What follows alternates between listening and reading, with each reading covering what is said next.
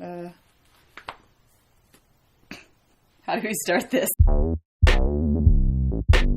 Thank you for joining us on another edition of Nightcap, where we talk about the movies we saw and drink some drinks. Yeah. We once again have our Emergen-C. This is not an emergency shout out. This is just we don't have anything else to drink besides water, and water is boring. So cheers. Let's get started. Cheers. So the first movie that we saw this afternoon at the Sundance Film Festival was Alma Har'el's Honey Boy. And Honey Boy. This movie has kind of been on both of our radars for a while. Oh, yeah. Alma kind of runs in a circle that I know some people in, so I was very aware of this movie from a long time. And there's, I think, paparazzi shots of Shia LaBeouf from a long time ago in his get-up and costume with the belly and the hair. Yeah, and no one was really sure, like, what this movie was all about, but we finally got to see it play out on the big screen. Yeah, wow. It'll blow you away just because of how personal it is. This is such a personal, deeply felt movie about Shia LaBeouf's life, I guess. I mean, this is the not-so-autobiographical story of a young child TV actor who is played by Noah Jupe, who was just in A Quiet Place. Yeah, and we should say that Shia LaBeouf does star in the movie that he did write the screenplay for. He plays his father, so there's all this self-reflexive stuff going on here. And his performance was so strong in this movie, but what was so cool about Honey Boy was I feel like there were three lead characters. Lucas Hedges was one, Shia LaBeouf was the other, Noah Jupe was the third. And you couldn't have this movie without all of them. I mean, the fascinating part, to your point, there's three leads, it's all effective, but it all is the world of Shia. And I guess the story of this movie, which the movie kind of even sets up in the beginning, was that Shia LaBeouf famously is, gone to rehab. This last time that he'd gone, his therapist, someone said to write out, the story of his life.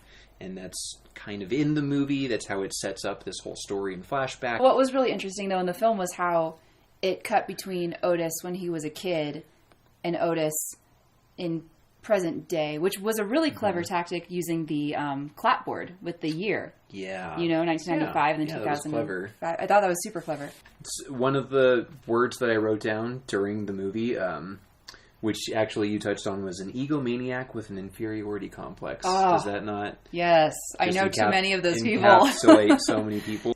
He talks about imaginal exposure. He says that that's what the therapist says that he needs to do in this movie, is to have imaginal exposure, and that's what this movie is. It's imaginative too. There's so much good to say about this movie. After the movie ended, roaring applause and a standing ovation, which I had not seen at Sundance in a while. It's been a minute since I've seen a standing ovation. The director, Alma Har'el, who started Free the Bid, which is another cool company focusing on women in film and equal opportunity.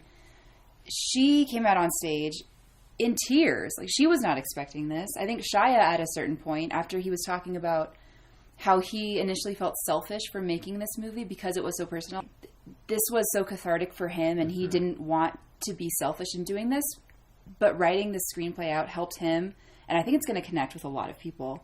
Yeah. And he was wiping away tears. Like, this movie just was so heavy, but so well done. And I want to say it's my favorite so far of the Sundance Film Festival. Yeah. It's quite a strong movie. I have to agree. I guess we've seen three movies now at this point, and maybe that's a good segue into the second movie that we did see just this evening. Yes. We just got back from The Nightingale. The Nightingale. It kind of... It sounds pretty. It sounds pretty, and it sounds... It sounds very unassuming and gentle, and... Yeah. It sounds like a fun time, and it needs a warning before this movie. Yes. It's... Which we were given, to be fair. Oh, yeah. By the Sundance programmer, that this was brutal. Yeah.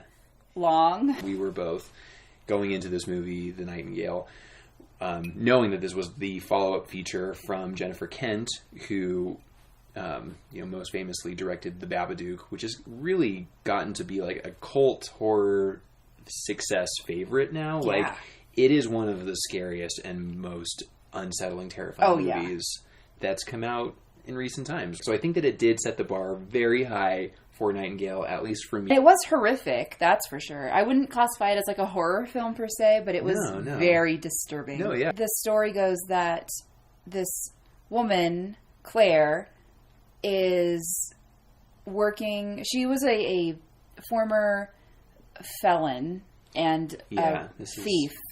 And this is back in the 1800s in Aboriginal Australia. Yeah.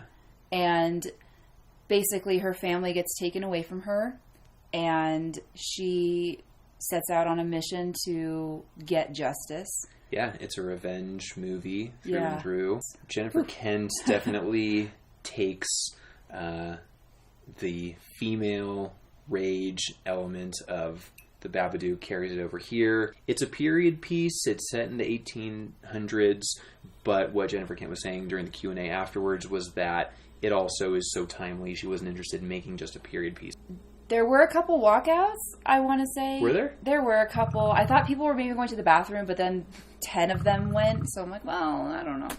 It's going to be a divisive movie. It's not a cheerful one. All that to say that it's a very well-executed movie. It's got a message of, hey, this was a truth. These are truths that happen here in the world that we know. And while it's not maybe the fun shockingness of The Babadook, this is a much more like, it's just you're gonna have to really think about this movie. It's gonna sit with you and meditate on that. It's a story that you kind of don't want to tell because it's a really dark part in history, but you have to so it doesn't repeat itself.